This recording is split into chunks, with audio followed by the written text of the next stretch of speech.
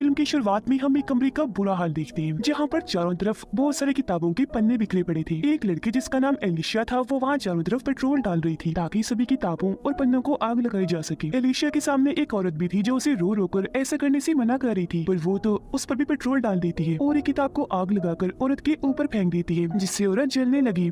वो मारी जाती है। उसके साथ ही कमरे में भी आग लग जाती है और सारा ही कमरा जलने लगता है। यहाँ एक कंप्यूटर भी रखा था जो भी आग में जल रहा था, लेकिन वो अभी भी ऑन था और उस पर एक मैसेज लिखा हुआ था, she will be the one to die, यानी अब वो मरने वाली है। इसके बाद हमें 6 साल के बाद की कहानी दिखाई जाती है, जहाँ पर कहानी की मेन कैरेक्टर एक लड़की को देखते हैं जिसका नाम एंजेला था। वो और उसके कुछ दोस्त थे जो सब राइटर बन रहे थे और एक कॉलेज में साथ पढ़ा करते थे। ये सब लोग फिर अपने बुक क्लब की मीटिंग में आते हैं। ये यहाँ पर अपने अपने लिखे गए नॉवेल्स और किताबों के बारे में एक दूसरे को बताते हैं और ऐसे ही नई नई नॉवेल्स कहानियां पढ़ के एक दूसरे के साथ उस पर बातें भी करते हैं। आज जिस किताब की बात कर रही थी वो ड्राउनी किताब थी, पर इसी बातचीत के दौरान एक लड़की सिबास और एंजेला के दोस्त की बहस हो जाती है, जिस वजह से एंजेला का दोस्त नाराज होकर वहाँ से चला जाता है। एंजेला उसके पीछे जाती है बात करने। उसका दोस्त कहता है कि सिबास मुझे बिल्कुल पसंद नहीं, तुम मेरी दोस्त हो इसलिए तुम भी उससे दोस्ती तोड़ दो। लेकिन एंजेला ऐसा करने से मना कर देती है कि तुम दोनों मेरे लिए बराबर हो, ये तुम्हारा आपस का मसला है, मैं नहीं कर सकती ऐसा। जिसके बाद रात को सिबास और एंजेला बातें करती है। वो उसे बताती है कि एक बात की वजह से मैं बहुत परेशान हूँ, मैंने 6 साल से एक भी किताब नहीं लिखी और अब मुझे ऐसा लगता है जैसे मैं कोई राइटर ही नहीं हूँ। जिस पर सिबास उसे तसल्ली देता है कि तुम फिक्र ना करो, अगर किताब लिखने में तुम्हें कोई भी मदद चाहिए तो मुझे बता देना, मैं तुम्हारा पूरा साथ दूंगा। ये दोनों मिले और वहाँ से अपने अपने रास्ते निकल जाते हैं। अब एंजेला को अपनी गलती का एहसास हुआ, इसीलिए वो अपने दोस्त से अपने बुरे बर्ताव के लिए माफी मांगती है। जिसके बाद वो घर आ गई और प्रोफेसर को ईमेल करने का सोचती है। उसने पूरा मैसेज लिख लिया था कि मैं किताब लिखने के लिए नई कहानी की तलाश कर रही हूँ, तो सर मुझे आपकी मदद चाहिए। अब वो थोड़ा सोचती है, फिर मेल करने से रुक जाती है क्योंकि तभी उसे सिबास की बताई हुई किताब याद आ जाती है जिसका नाम था किलर क्राउन, यानी इस किताब में कातिल एक जोकर था। पर था वो आम इंसान ही। जोकर वो एक बीमारी की वजह से बनता है। जब भी उस पर वो बीमारी हावी होती है उसका दिमाग इतना खराब हो जाता है कि वो जोकर का मास्क और कपड़े पहन लिया करता है और फिर दर्दनाक तरीके से वो लोगों को मारता है। अब ये देखकर एंजेला भी काफी डर गई और लैपटॉप बंद कर देती है। अगले दिन क्लास में प्रोफेसर बताते हैं कि ड्राउनी कहानियां लिखने में लोग बहुत बड़ी बड़ी गलतियां कर देते हैं, जिस वजह से उन कहानियों में बहुत सारी कमियां रह जाती है और कहानी में मजा नहीं आता। जैसे कि एक राइटर किसी दूसरे की ड्राउनी कहानी लेकर उसे अपने हिसाब से बदलकर नई कहानी बना देता है और एक अच्छा राइटर बनने के लिए खुद ही अपनी कहानी बनाओ कैसे भी करके। अब ये सुनकर एंजेला सोच में पड़ जाती है क्योंकि जाहिर है वो भी किसी की कहानी लेने का सोच रही थी अपनी कहानी बनाने के लिए। क्लास खत्म होने के बाद प्रोफेसर एंजेला से बात करती है, कहने लगी जरा ऑफिस में आओ, मुझे तुमसे बात करनी है। एंजेला जब वहाँ गई तो प्रोफेसर बताती है कि मुझे तुम्हारी भेजी हुई ईमेल मिल गई थी। ये सुनकर वो सोच में पड़ जाती है कि मैंने तो मेल सेंड ही नहीं की थी, लेकिन फिर उसे ख्याल आया कि शायद मैंने मेल भेज दी होगी जो मैं भूल गई हूँ। फिर प्रोफेसर उसे अपने बारे में बताने लगते हैं कि मेरी जिंदगी कुछ खास अच्छी नहीं चल रही, बहुत परेशानियां हैं क्योंकि मेरी डिवोर्स होने वाली है। अब एंजेला भी अपने बारे में बताने लगती है कि सर मुकम्मल कहानी बनाने के लिए मुझे आपकी मदद चाहिए। ये सुनकर प्रोफेसर वहाँ का दरवाजा बंद करते हुए कहते हैं, अच्छा ये मेल थी, लेकिन मुझे तो कोई और ही मेल मिली थी। ये कहकर वो अजीब तरह से एंजेला के पास आया और उसके साथ बदतमीजी करने लगता है, जिस वजह से उसे इतना गुस्सा आ गया कि वो जोर से प्रोफेसर को टांग मारती है और कहती है जल्दी से दरवाजा खोलो, अगर तुमने ऐसा ना किया तो मैं चिल्लाने लग जाऊंगी। तब प्रोफेसर दरवाजा खोल तो देता है, लेकिन साथ में उसे धमकी भी देता है कि अगर तुमने इस बारे में किसी को कुछ बताया तो मैं तुम्हें बर्बाद कर दूंगा। लेकिन क्योंकि वो बहुत दुखी थी, उसे गुस्सा भी था, इसलिए वो इस बारे में अपने सब दोस्तों को बता देती है, पर प्रोफेसर के खिलाफ रिपोर्ट नहीं करती। लेकिन उसके दोस्तों को बहुत गुस्सा था। वो फैसला करते हैं कि इस चीज का बदला हम प्रोफेसर से लेकर ही रहेंगे ताकि आगे से वो ऐसी हरकत ना करे। इसलिए अब ये सारे दोस्त रात के वक्त जोकर का मास्क लगाते हैं और प्रोफेसर को सबक सिखाने चले जाते हैं। उस जगह गई जहाँ प्रोफेसर था और वो इनसे डरकर भाग ही रहा था कि तभी कोई और भी मास्क पहना अनजान आदमी वहाँ आ जाता है, जिसने हाथ में हथौड़ी पकड़ी हुई थी जिसकी तेज बारीक नोक थी। प्रोफेसर जब उसके पास गया तो वो हथौड़ी से उस पर हमला कर देता है। हथौड़ी प्रोफेसर के सर में लगी जिससे वो जख्मी हो गया, लेकिन जल्दी से अपनी जान बचाने के लिए ऊपर की तरफ भागा जहाँ पर एंजेला थी। प्रोफेसर को बहुत डर लग रहा था, इसलिए वो हड़बड़ी में वहाँ से भागने लगा, लेकिन अचानक उसका पैर फिसला और वो ऊपर से सीधा नीचे जाके गिरता है। नीचे नोक वाला खंबा लगा हुआ था जिसके ऊपर प्रोफेसर गिरा और वो इसके आर पार हो गया, जिससे मौके पर ही प्रोफेसर की मौत हो जाती है। इतनी ही देर में बाकी सब भी ऊपर आ गए और ये सब देखकर उन्हें लगा कि प्रोफेसर को एंजेला ने ही मारा है धक्का देकर, लेकिन वो रोते हुए अपनी सफाई में बताती है कि मैंने नहीं मारा उन्हें। वो जब ऊपर आए थे तो उनके सर पर पहले से खून लगा हुआ था, इन्हें नीचे ही किसी ने उन पर हमला किया।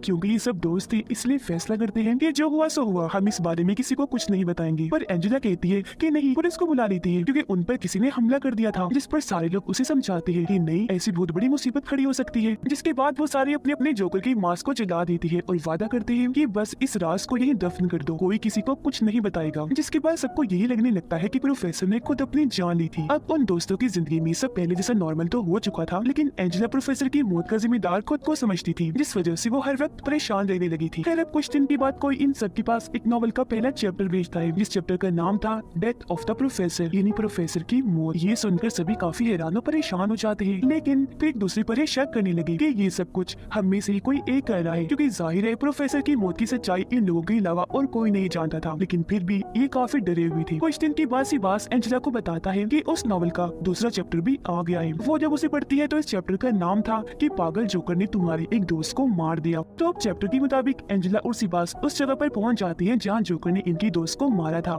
इन्हें वहाँ अपनी दोस्त की लाश तो नहीं मिलती, लेकिन दीवार पर लिखा हुआ जोकर का मैसेज मिल जाता है जो था टू बी कंटिन्यूड, यानी ये जारी रहेगा। अब तब यहाँ इनकी एक और दोस्त आ गई जो बताती है कि मैं पता लगवा सकती हूँ वो जोकर कौन है। जिसके बाद ये सब कॉलेज में एक जगह इकट्ठा होते हैं और इनकी वो दोस्त बताती है कि वो जोकर हमारे कॉलेज का ही है, वो हम सबको अच्छे से जानता है और उसे ये भी पता है कि खौफ कैसे फैलाते हैं। उसने अपने नॉवल के लिए हम दोस्तों को चुना है, तो इस हिसाब से हम ही उसकी कहानियों के कैरेक्टर्स हैं। बहरहाल वो जो भी है ड्राउनी चीजों को पसंद करने वाला है, इसीलिए हमें इंटरनेट पर और कॉलेज की वेबसाइट पर ही उसे ढूंढना चाहिए कि कौन ड्राउनी चीजों को पसंद करता है। अगले दिन ये अपनी अपनी तरफ से कॉलेज की सारी जानकारी निकाल लेती है और इन्हें पता चलता है कि इस पूरे कॉलेज में सिर्फ यही लोग हैं जो ड्राउनी चीजों को पसंद करते हैं। तो अब ये मुमकिन हो सकता है कि वो जोकर इन्हीं में से हो। अब प्लान के मुताबिक ये लोग लाइब्रेरी में गई। एंजेला जब अकेली थी तो तभी उसके पास जोकर का मैसेज आता है जो कह रहा था कि मैं तुम्हें देख रहा हूँ। ये पढ़कर एंजेला ने जब सामने देखा तो वहाँ सच में जोकर खड़ा था जो उसे हाथ का इशारा करता है। ये देखकर वो काफी डर गई, जल्दी से वहाँ से भागने लगती है, लेकिन तभी अपने बेस्ट फ्रेंड से टकरा जाती है। ठीक इसी वक्त उसके बाकी दोस्त भी आ गई। अब वो लोग हैरान थे कि इसी तो हमारे प्लान के बारे में पता भी नहीं था, लेकिन फिर भी ये यहाँ आ गया। तो अब इन्हें उसी पर ही शक होने लगता है। रात को इनके कुछ दोस्त एक क्लब में गए जहाँ का मालिक एंजेला का बेस्ट फ्रेंड ही था। थोड़ी देर बाद जब सिबास का दोस्त क्लब से बाहर आया तो तभी वहाँ जोकर आ जाता है, लेकिन उसका दोस्त बगैर डरे आगे बढ़ा और जोकर को मारने लगता है। जिसके बाद वो जोकर का मास्क हटाकर कहता है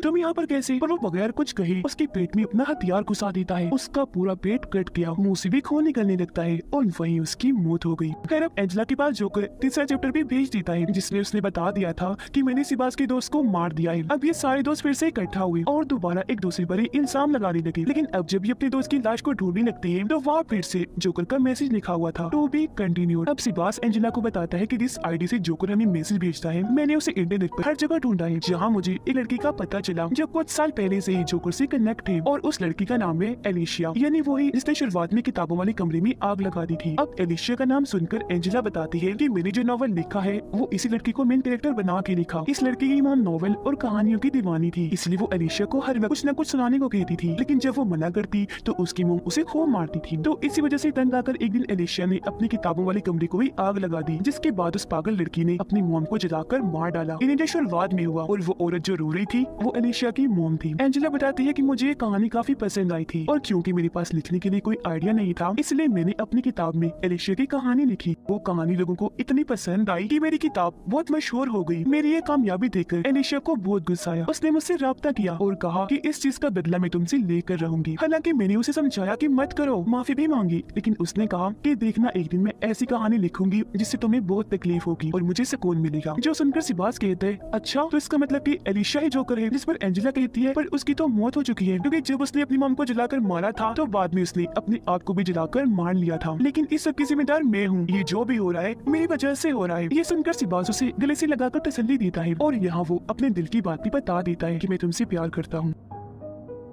उधर जोकर अब एंजेला के दोस्त के पीछे पड़ गया, लेकिन वो जैसे तैसे भागकर एक जगह पर आया और अपनी जान बचाकर वहीं छुप गया। जोकर भी वहाँ आ जाता है, लेकिन उसके दोस्त ने मौका पाकर जोकर पर हमला कर दिया और उसे टांगों से मार मार कर नीचे गिरा दिया। अब एंजेला के दोस्त को लगा कि ये बेहोश है, इसीलिए उसने उसका मांस हटाकर देखने का सोचा, लेकिन तभी जोकर जो नाटक कर रहा था वो हथौड़ी से उस पर हमला कर देता है जिससे वो बेहोश हो गया। लेकिन वो यह एंजेला के दोस्त को जान से नहीं मारता। अब एंजेला अपने दोस्त का वीडियो देखती है जिसमें वो कहता है कि जोकर ने एक मैसेज भेजा है जिसमें वो कह रहा है कि मैं अपने इस नॉवल को किताब के रूप में छापने जा रहा हूँ, जिस मकसद के लिए मैंने एक फंक्शन रखा है। तो मैं चाहता हूँ तुम सब उस फंक्शन में शामिल हो, लेकिन मेरे कॉस्ट्यूम में, यानी तुम मेरी जोकर वाली रोप में आओगे। तो अब ये सारे लोग उस फंक्शन में पहुंच जाते हैं, जहाँ तभी एंजेला के पास जोकर का मैसेज आता है। उसने दरअसल एक वीडियो भेजी थी जो इन लोगों की अभी की थी, जिसका मतलब वो इन पर नजर रख रहा है। तो अब ये सारे लोग अलग अलग होकर जोकर को ढूंढने का प्लान बनाते हैं, लेकिन जब वो ऐसा कर रही थी तो उन्होंने वहाँ हलचल मचा दी थी। इस वजह से सिक्योरिटी इनकी एक दोस्त के पीछे पड़ जाती है। वो जल्दी से वहाँ से भागी और एक जगह पर आकर छुप जाती है, लेकिन तभी वहाँ मौत आ गई, यानी कि वो जोकर, जिसे देखकर वो इतना डर गई कि वहाँ से भागने लगती है। पर तभी पीछे से जोकर आकर अपनी हथौड़ी उसकी कमर में घुसाकर आर पार कर देता है, जिससे वो बहुत बुरी मौत मारी जाती है। अब जब ये सारे दोस्त अपनी उस दोस्त को ढूंढने गए तो इन्हें उसकी लाश पानी में तैरती हुई दिखी, और तो वो साथी भी बुरी हालत में वहाँ आया जिसने वीडियो रिकॉर्ड की थी। ये सब उसका मास्क हटाकर देखते हैं तो उसका गला जोकर ने बुरी तरह काट दिया था, तेजी से उसका खून बह रहा था, और ऐसी उनकी आंखों के सामने वो बहुत बुरी मौत मारा चाहता है। अब जोकर की हथौड़ी इनकी एक दोस्त ने अपने हाथ में पकड़ी हुई थी, इसलिए सबको लगता है कि इसने ही अपने दोनों दोस्तों को मारा है, लेकिन वो साफ मना कर देती है कि नहीं नहीं, मैंने नहीं मारा इनको।